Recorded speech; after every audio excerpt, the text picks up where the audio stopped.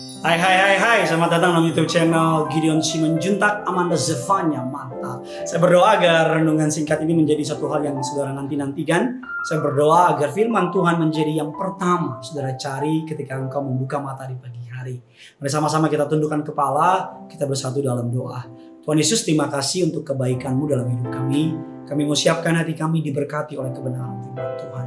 Pakai hamba-Mu untuk boleh menjadi saluran berkat. Lidah bibir perkataannya diurapi dari surga. Setiap kata kalimat yang keluar, biar nama Tuhan Yesus saja yang dipermuliakan. Di dalam nama Tuhan Yesus, setiap kita yang siap diberkati, sama-sama kita katakan, amin. Bagaimana di tengah kesibukan sehari-hari, bagaimana kita dapat menemukan rasa damai. Kadang-kadang rasa damai menjadi sebuah yang langka. Kadang-kadang rasa damai menjadi sebuah kemewahan bagi setiap kita. Karena kita nggak sempat lagi, bahkan jangan boro-boro punya rasa damai. Kadang-kadang untuk makan aja, untuk tenangin diri sendiri, serba cepat. Bahkan kadang-kadang ada banyak orang yang bangun pagi, gak sempat saat teduh, gak sempat doa.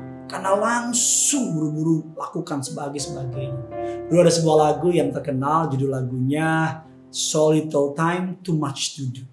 Lagu itu bicara mengenai bahwa terlalu sedikit waktu untuk melakukan banyak hal dalam hidup ini. Berbeda dengan uang bisa terus ditambah. Tapi waktu tidak dapat ditambah 24 jam, titik. Nggak kurang, nggak lebih. Kalau uang kita bisa tambahkan, kita kurang uang bisa tambahkan. Tapi kalau waktu tidak pernah dapat ditambahkan. That's why waktu menjadi sebuah komoditas yang amat sangat mahal. Ada banyak orang yang memiliki janji dengan si A, si B, dalam waktu yang begitu mepet atau bahkan mungkin di waktu yang bersamaan. Sehingga sampai di rumah udah tengah malam, tidur sebentar, pagi-pagi bangun-bangun udah pagi, kerja lagi dan seterusnya. Mungkin saudara sedang berada dalam kondisi serupa. Atau bahkan mungkin saudara sedang bertanya-tanya, bagaimana saya dapat menemukan rasa damai di tengah-tengah kehidupan yang berkecepatan tinggi. Yang pertama dimulai dengan 3D. Atur waktu saudara dengan 3D. Bagi masyarakat urban, masyarakat perkotaan, masalah waktu sering menjadi momok yang menyebalkan. Begitu banyak orang yang sibuk dikejar-kejar dengan deadline, dikejar dengan tugas yang begitu banyak. Bagaimana saya dapat menemukan rasa damai dalam segala sesuatu? Cobalah melatih diri saudara dengan metode 3D. Yang pertama, D yang pertama adalah jadilah disiplin. Saudara, terkadang bukan kekurangan waktu yang membuat kita terburu-buru, melainkan kurangnya disiplin. Sebagai contoh, saya kurang disiplin mengenai jam tidur saya. Sehingga ketika saya tengah malam santai-santai dan sebagainya, tiba-tiba udah larut malam dan tiba-tiba bangunnya ketelatan. Padahal kalau saya bisa mengatur jam tidur saya nyenyak, bangunnya nggak cranky, bahkan saya bisa punya waktu jam doa yang lebih banyak. Tapi banyak orang bukan kurangnya waktu, tapi nggak disiplin. Aturlah waktu saudara dengan disiplin. Ada banyak orang yang kalau ketemu orang terlambat, selalu menyalahkan kemacetan kota Jakarta. Maaf ya, macet dari zaman dinosaurus juga orang tahu. Memang macet saudara. Tapi sebenarnya isunya bukan macet, tapi karena nggak bisa mengatur waktunya. Nggak bisa disiplin dengan waktunya. Disiplin dengan waktu Anda. Jika Anda sudah menetapkan sebuah jam, sebuah janji, lakukan.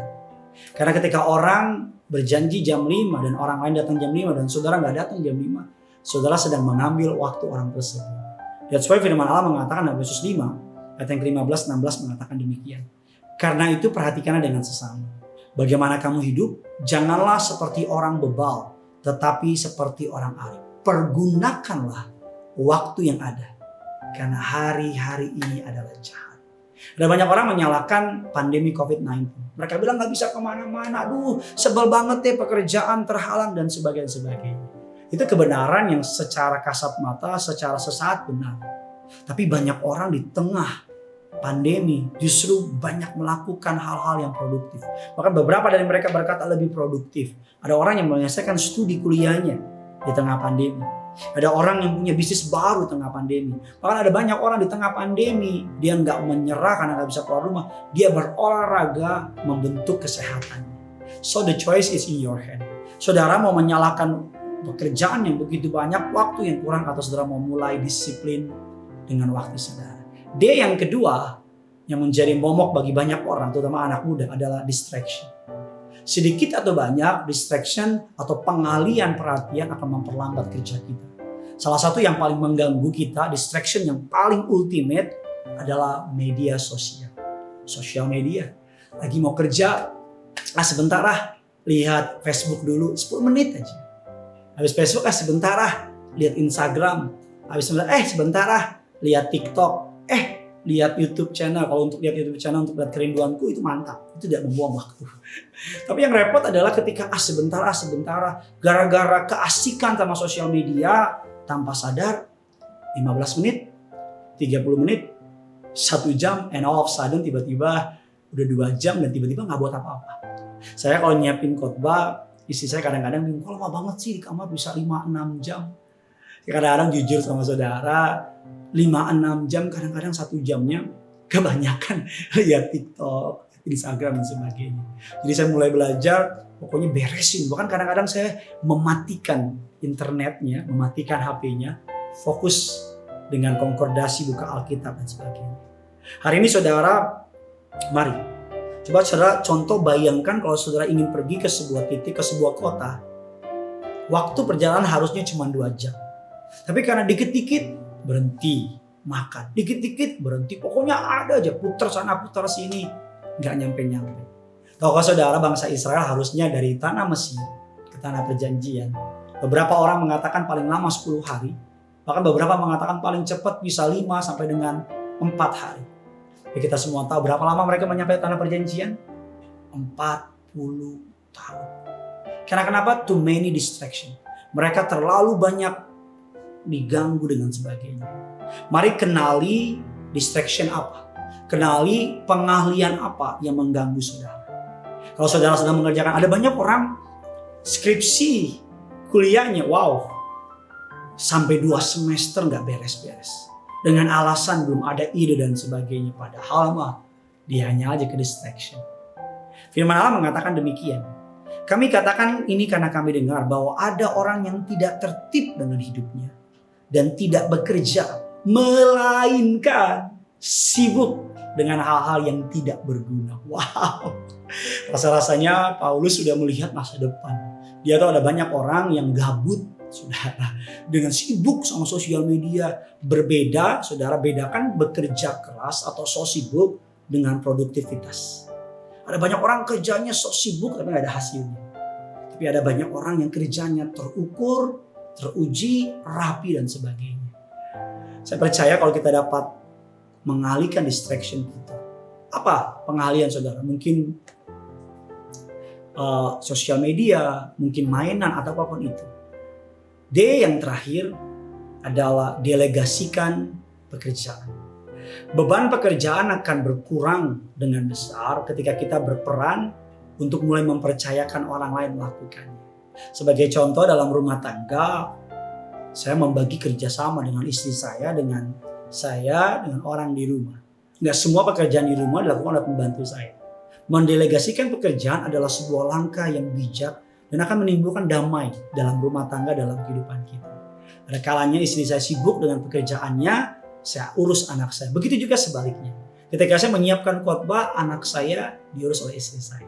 Saya teringat ketika suatu hari Musa menghakimi seluruh bangsa Israel. Setiap orang yang punya masalah datang sama Musa. Orang tuanya dari Miriam atau orang tuanya dari istrinya Musa, namanya Yitro, saudara. Miriam itu tadi kakaknya Musa.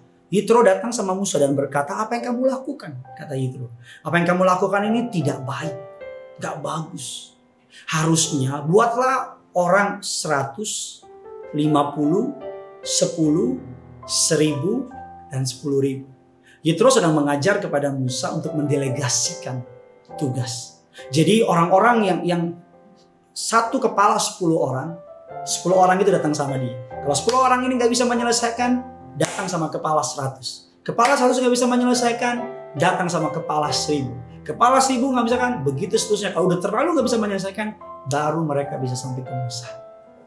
Dari ayat yang kita baca tadi, kita memahami bahwa Musa kecapean, kelelahan bukan karena kurangnya waktu, tapi karena Musa tidak mendelegasikan tugasnya.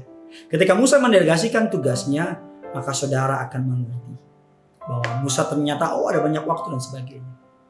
Dan yang terakhir, bagaimana supaya saya bisa mengalami damai di tengah-tengah dunia yang serba cepat. Yang terakhir adalah doa. Doa. Saat teduh dan doa. Kita mengatakan setiap hari pastikan saudara menyediakan waktu untuk Tuhan.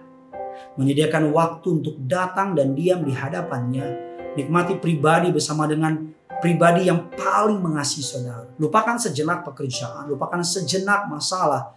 Biarkan jiwa Anda bercakap-cakap dengan penciptanya. Alkitab mengatakan, seperti rusa yang merindukan sungai yang berair, demikianlah jiwaku merindukan Engkau ya Tuhan. Jiwaku mengharapkan Tuhan lebih daripada pengawal mengharapkan pagi. Lebih daripada pengawal mengharapkan pagi. Kita sudah belajar bagaimana menemukan rasa damai di tengah dunia yang serba cepat itu. 3D plus 1D. Jadilah disiplin. Distraction, buang distraction. Yang ketiga, delegasikan pekerjaan saudara. D, bonus tracknya doa dan saat teduh. Tulis kolom komentar di bawah bagaimana saudara hari-hari ini mengalami kesibukan dan bagaimana saudara bisa menemukan damai.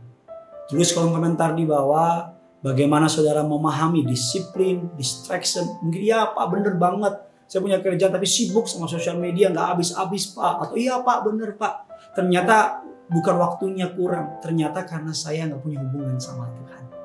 Bagikan kabar baik ini sebanyak mungkin agar bukan hanya saudara yang diberkati, tapi banyak orang diberkati, nama Tuhan dipermuliakan. Bersama-sama kita datang sama Tuhan. Haleluya.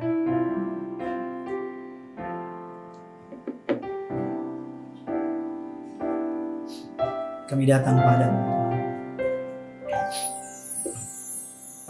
Jalanmu tak terselami oleh setiap hati kami. Namun satu hal ku percaya,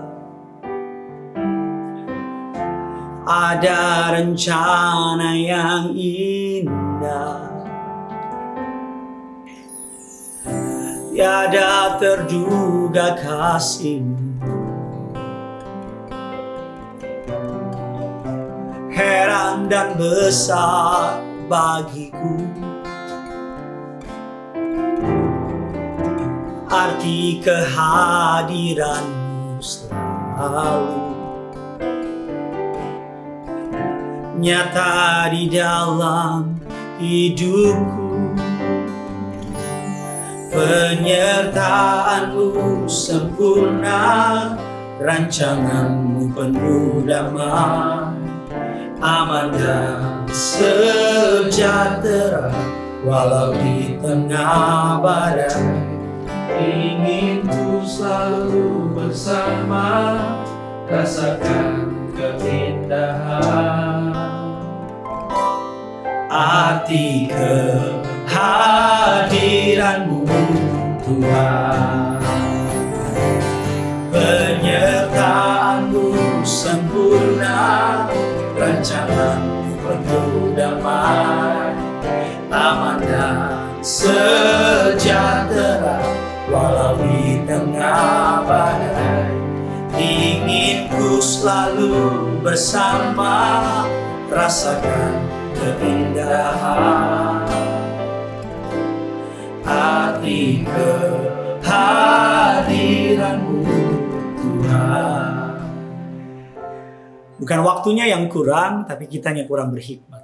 Bukan Tuhan gak memberikan waktu yang lebih, tapi Tuhan mau kita mempelajari hidup ini. Jangan hidup seperti orang bebal, pergunakanlah waktu yang ada. Kita mengatakan yang pertama, disiplin. Mari percaya bahwa atur manage waktu saudara dengan baik. Yang kedua, kita mengatakan buang yang mengganggu, distraction apapun itu. Yang ketiga adalah mendelegasikan pekerjaan. Dan yang terakhir, dimulai dengan doa. Ketika kita berdoa, Tuhan akan memberikan kita hikmat. Kita akan lebih tajam dan kita akan tahu harus berbuat apa. Saya berdoa agar firman Tuhan ini menjadi jawaban untuk saudara yang sedang kebingungan mengenai waktu yang begitu sedikit, pekerjaan yang begitu banyak. Karena yang punya surga, crazy in love with you. Bye-bye.